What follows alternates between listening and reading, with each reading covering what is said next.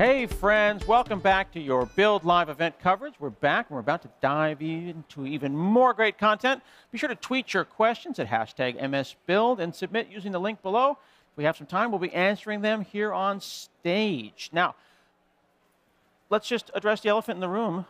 We have 3 black women in tech on stage at Build. This is not something that happens every day. Nope.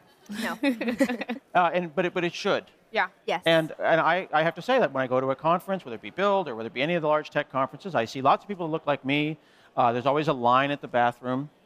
But when I go to the mall, I see what looks like America. And I see a large group of people from all over the place who are all going about their business. I would really like it if Build and tech and Microsoft and big companies felt like the mall.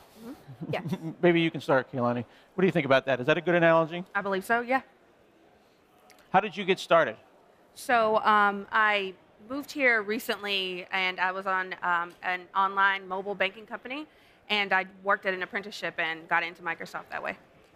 So you started at an online mobile banking company, but you have an MBA. Yeah. You have a master's degree, you have an undergraduate degree. Mm-hmm. Did you need those things to get to Microsoft, or did you feel that you needed those things for yourself?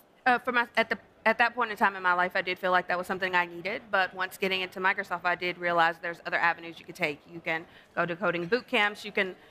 There are some people who even teach themselves how to code, or there's a lot of different opportunities out there. Mm-hmm. It feels like, though, like if someone says, "Oh, wow, she's got a master's degree," and they may be listening, "I don't have a master's degree." Mm-hmm. Is that a necessary thing to get into tech? Can someone be in tech without those credentials? Oh, absolutely, yeah. Yeah? Mm-hmm. Now, you went to the University of Washington? Of Washington, yes. Right? Maybe introduce yourself and where do you work? Yeah. My name is Rutha Nuguse. I went to the University of Washington. I'm a software engineer at Microsoft right now in the Core Services Engineering organization. And I specifically work in the SAP finance space. Okay. And your background is in computer science.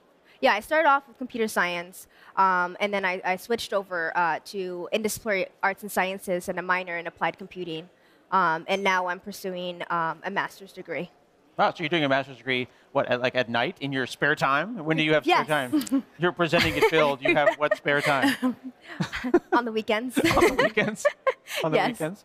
Is that a typical path into tech? Now, you did computer science. I did software engineering. Yeah. Those are very different disciplines.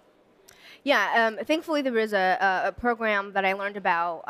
It was a Microsoft LEAP program, and I joined that right after college. And that helped me get back into tech. So why do you say get back into tech? Yeah, so I started at Microsoft when I was in high school. I started off during my senior year of high school with the TEALS team. At Microsoft, teaching computer science in local high schools. And because of that group I was in, I learned about computer science, and I was able to go off to college and pursue computer science, and then make that switch and then come back with the help of the LEAP program. So when you were here as a high school internship? Yes, 1-year internship, the Microsoft TEALS team. That's very cool. Yeah. Now, you went to the University of Washington. Yes. Was there a Microsoft recruiter, wandering around looking for people to hire? Yes, there was always a Microsoft recruiter visiting at the Career Center and then also at the career fairs. Mm-hmm. Yeah. Now, I don't remember a Microsoft recruiter walking around Portland Community College. Yeah, no. Where did you go to school? Was there a recruiter running around looking Nope. for people? Not even close. I went to school at some Houston State University in Texas, which is kind of like a small state college, and so not a lot of large companies go there to recruit.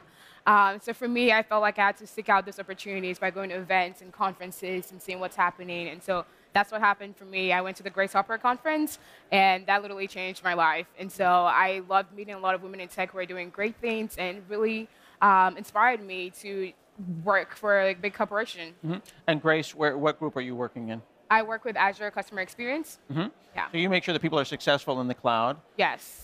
When you come to Microsoft, though, you realize it's 100,000 people, 130,000 people. Yeah. When you get frustrated, do you think, oh, forget it, I'm just going to quit Microsoft? Or do you think about the other groups and the other great stuff that's happening? You might not want to do that your entire career. Yeah, well, no, I don't get frustrated. I think what we do, we support our online developers community, so on Stack Overflow, GitHub, MSDN. And so it's so beautiful to see what developers are doing on the cloud and see where they get blocked, and we can unblock them and also work with engineering teams to say, hey, this feature would be nice because a lot of customers are requesting this, or this is an issue that people are facing. Let's go ahead and tackle it right now. So it's great having that interactive customer experience with the customers on the online platforms. And I know that all of you, one of the things that you've done now that you're in Microsoft is that you're sponsoring people, that you have your own kind of mentees and mentorship. How important is mentorship? I'll start with you. Like, how important is that to help other people and kind of smooth their road into Microsoft? Mentorship is huge. I think for a lot of people who are still curious about technology and don't really have an insight of what it looks like, mentoring someone and just sharing your journey, even if it's on Twitter or LinkedIn, and people can learn so much from you and it can inspire them to want to work in tech. Yeah. I really appreciate your LinkedIn. She's a professional LinkedIn user. I don't know if that's a real title. I'm telling you, like if that was a thing, like your LinkedIn is always top of mind. Thank you. I really appreciate that. The idea of mentorship, also having a group of people to vent with. In some instances, are you the only person of color on your team? And how do you find a coping mechanism? Anyone want to touch on that? Rutha? Yeah. No? I believe there are people of color that look at me in my team, but I like to be a part of different circles to find my people, and I do that on a daily basis or a weekly basis. I like that you said that, find my people. And this is really important because it's not necessarily about color, it's about your people. Yes. And we have these enterprise, ERGs, enterprise resource groups? Yes. We have these resource groups. Yes. Like diabetics at Microsoft, veterans at Microsoft, Ethiopians at Microsoft. Like whatever group you're a part of, you can find your people. And your people are really at Microsoft. Eritreans at Microsoft. They could be intersectional. Yeah. Yes. Right? Because you might have many different groups that you'd like to serve. Single parents at whatever kind of thing. I'm dads at Microsoft, right? So once you find your people, you can use them to find your way around the company, but also sometimes to vent. I know that we have a little kind of chat room that we use to vent a little bit when it's like, oh man, this company sometimes. Yeah. How do you find yourself coping? I tend to reach out to some of the allies that I know as well. Like there's certain individuals on my team and outside of my team, and these ladies that I reach out to, and I vent to them, or different measures like that. Is there, sometimes people say that we maybe focus on gender and color too much, that we think, well, just write the code compiled, why are we worrying about it, all this kind of stuff. Is it about color, or is this really about culture? It's culture, absolutely. Yeah. What do we mean by that? So I think that when you get in an environment and you're interacting with people and having conversations, like it's about what makes you feel comfortable. I can go hang out with someone that's a white male and still have a good time just as I can with an African American woman or a black woman. So it's about, who makes you feel comfortable and who's helping you succeed and get to where you need to be, whether it's professionally or personally. Yeah, I mean, people are people, but at the same time, if you meet someone and then maybe they're from the same city or the same college, no matter where they're from, you're like, oh yeah, I went to that school too, and then you vibe. Yeah.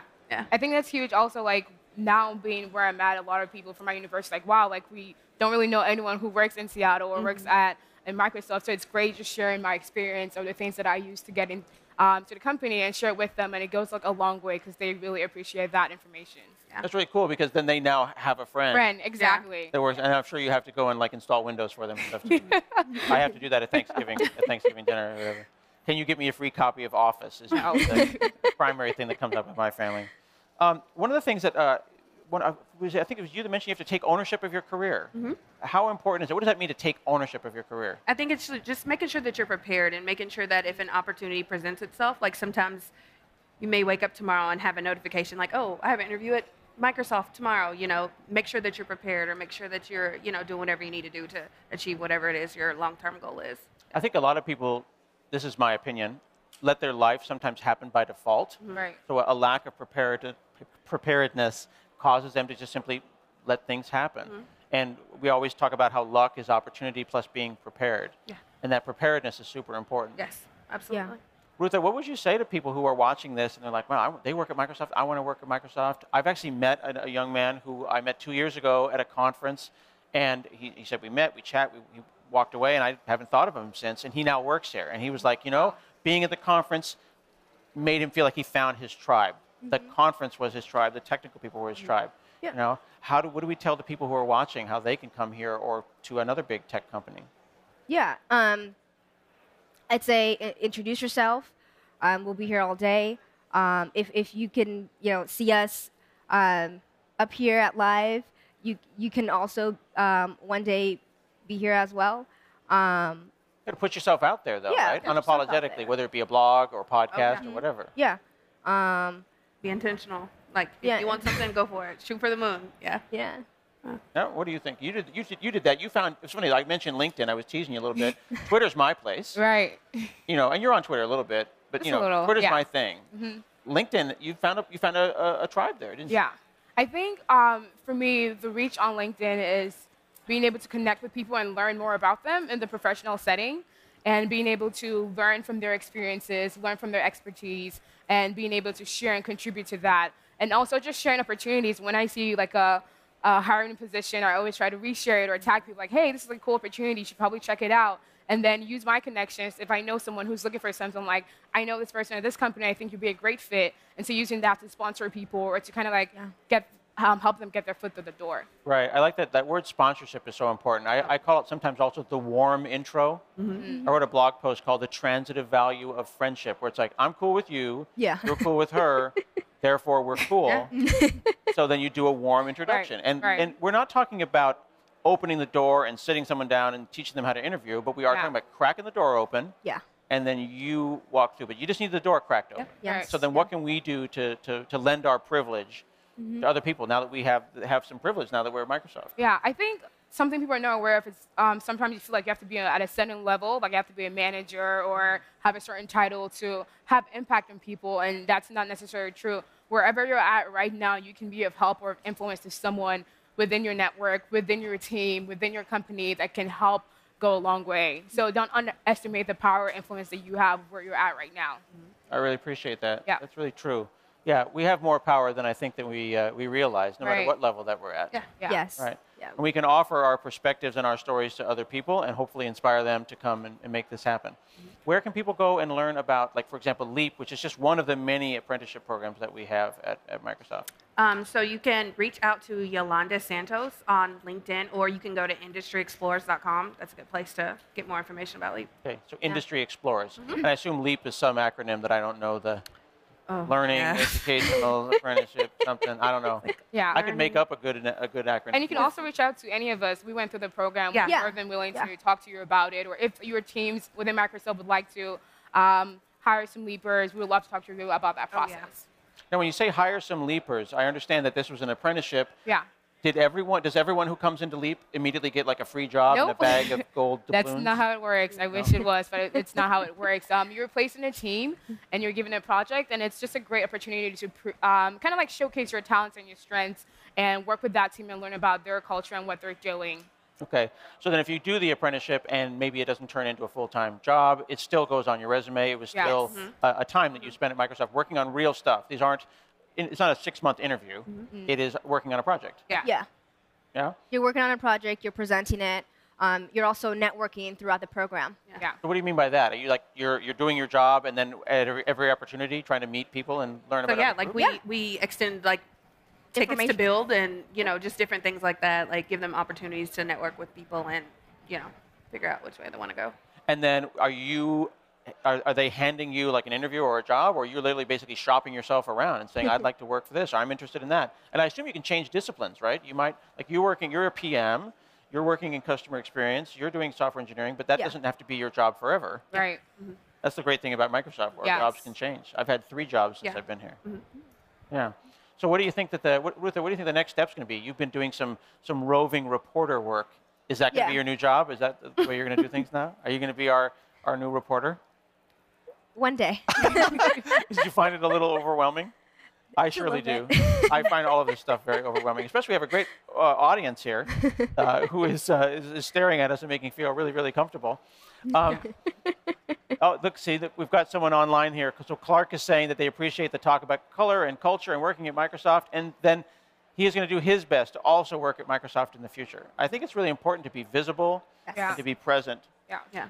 And to bring your full self in a way that allows people to understand that you can be yourself at Microsoft, right? We've had a little bit of conversation online about the concept of code switching.